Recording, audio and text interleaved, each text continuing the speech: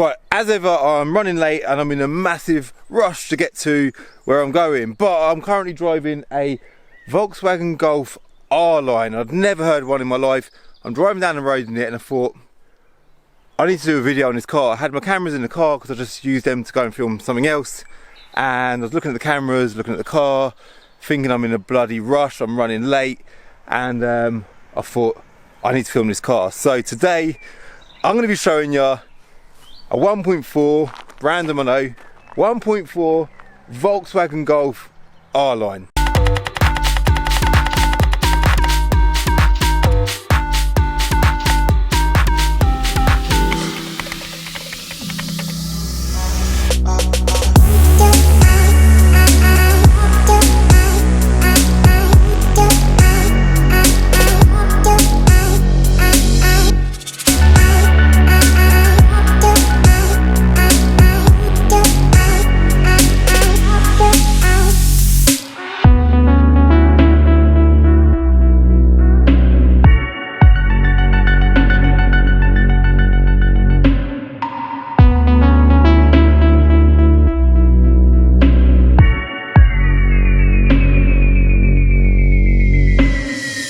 Golf R-Line, yeah, it's literally got the R-Line badge there. It's about to rain, well, it's actually beginning to rain, see little raindrops, but which again applies pressure on me, forget about that as well.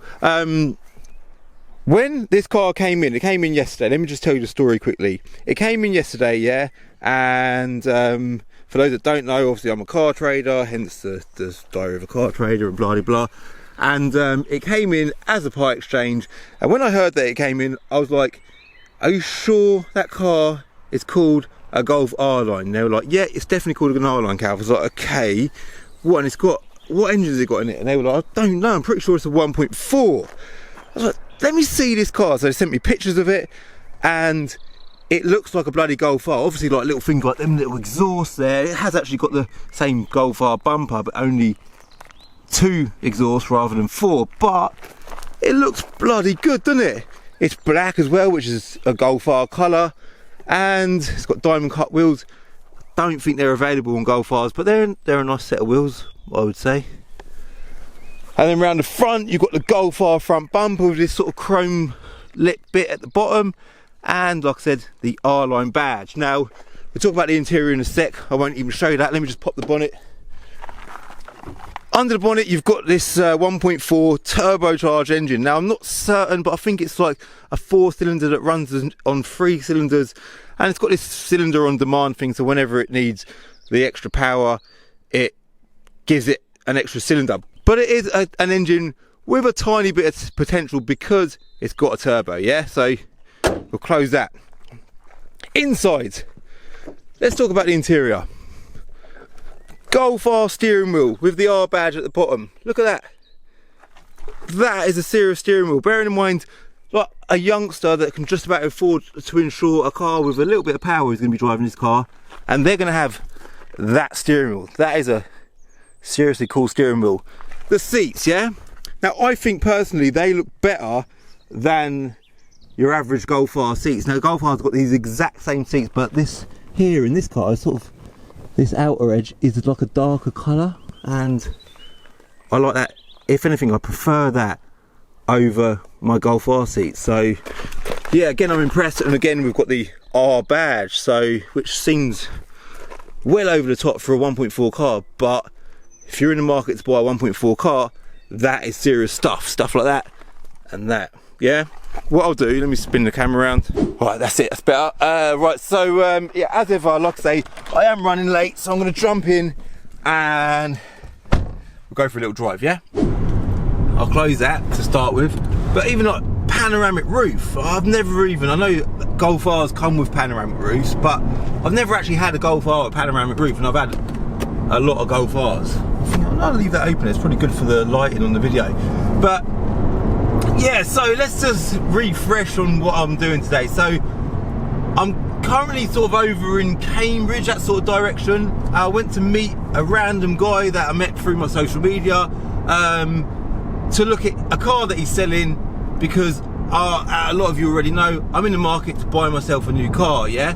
And this guy had a car that I really wanted. Well, one of the cars that I wanted was the car that he had, and he was selling it. So I thought, you know, I'm gonna go meet him. And this morning, in my life, not in your life, I filmed a video on the Audi S1. Again, that was a very rushed video, and sometimes when I get in a car, I think I need to film it, I get the idea in my head and I can't get it out of my head.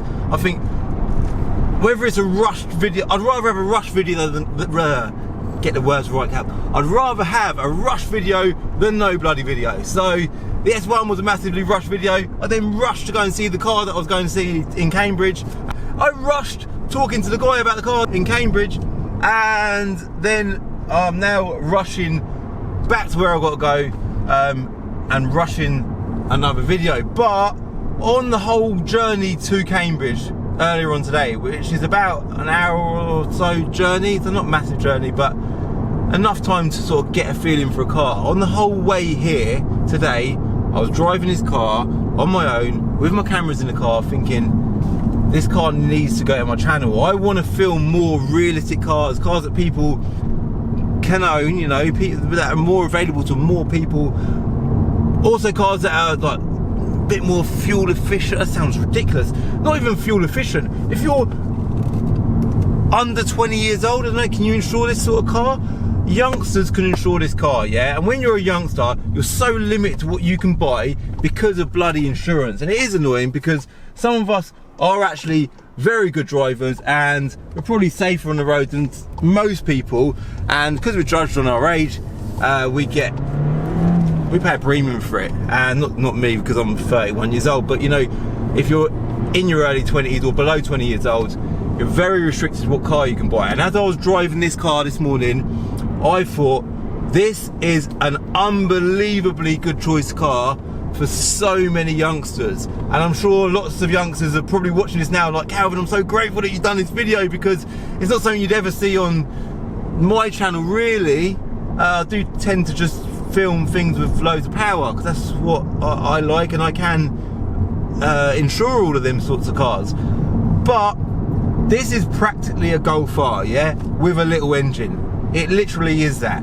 It looks like a Golf R. I'm sure you can probably get it looking even more like a Golf R. Let's say you put Pretoria wheels on it, it would look almost identical to it. It would probably look exactly the same as a Golf R.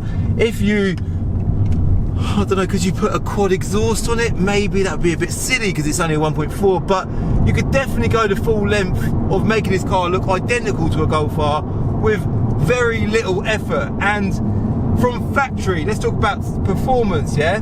Obviously it's got lots of tuning potential because it has a turbo, which is every modifying tuning company's dream, yeah? If you've got a turbo, you can squeeze more power of it. That's the rule in life. This has got a turbo. It's a 1.4 turbo, and it runs from factory at 150 bhp, yeah? I think it's 184 pounds-foot of torque, which is quite low, yeah? And in comparison to the Audi S1 that I drove this morning, this is lacking a lot of power. The S1 is without a doubt a lot quicker than this car. Do not get the two mixed up, yeah? An S1 is without a doubt a quicker car. But this engine is a lot smaller. This car weighs a lot more. It is a Golf. They're a lot heavier than an Audi S1. And I would probably say that without a doubt, an Audi S1 is a lot more money to insure, yeah? So it's not a comparable car. So I did get out of that and get into this before. This is a little bit sluggish, but when you put your foot down, give it a fair chance, you know what I mean? It is a big Golf with a little 1.4 engine. It pulls really bloody good, yeah? And it is only 150 bhp, and it ain't something that's gonna shock you. But I can't say that I've driven a 1.4 engine, yeah? Definitely not recently, that pulls like that. That's third gear. It has got strong pull. And that is exactly what you want. Drop it down third, it delivers power. This is a 1.4 engine, it's unbelievable. So, going back to my journey this morning, I was driving the whole way here on my own, with the bloody radio on, listening to the noise of the engine. Sounds right. And feeling that power, thinking, I can't believe I didn't even know these cars exist. I feel like ignorant. I feel like I'm just blinded by all these highly tuned and highly powered and high big engine cars that I've not even considered things like this. And of all the cars I could have drove today, I went to my yard at Binker and I was like, I want to drive that Golf because that looks like an interesting car. Now it has got a manual gearbox. I wouldn't usually choose to drive a manual gearbox over something with an auto box because, especially if I'm doing a bit of a journey, it's a bit of an effort in it, flicking through gears. But van's just pulled over. Let's quickly get in front of him. But that did not affect me wanting to drive it at all. So I think it is a very brief video. Let me just pull out this junction quick, and then we'll continue banging on about the fake Golf R. It's not bad. It's actually not bad. So the interior, let's talk about what else it offers, yeah? This has got more spec than my Golf R. It's got sat-nav, yeah? Sat-nav in a 1.4 Golf. Like I said earlier, it's got a panoramic roof. Again, really nice extra. Now, I'm not certain, but the Golf R steering wheel, and I look at a Golf R steering wheel like pretty much every day of my life, and I'm not certain if that is identical to the Golf R steering wheel. I don't know if that chrome is a different sort of shade of chrome. I don't know, I'm not certain. Everything else seems pretty nice in here. Like I said as well, I do really like these seats. I think they look brilliant. I think if anything, these should have been in the Golf R, and the Golf R seats should have been put in this, because I think that these are got a more premium look to them, without doubt.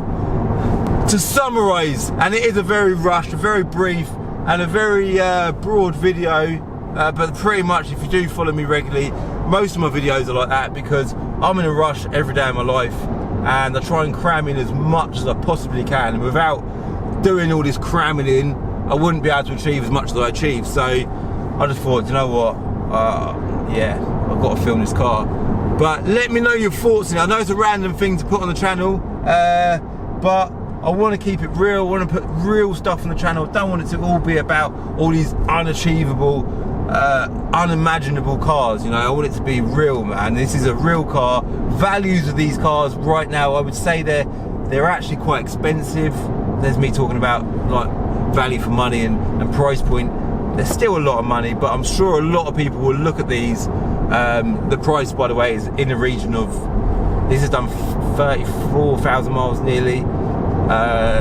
Price is in the region of 14 grand, 15 grand, there or thereabouts. I'm not trying to sell you this car, by the way. I say that a lot.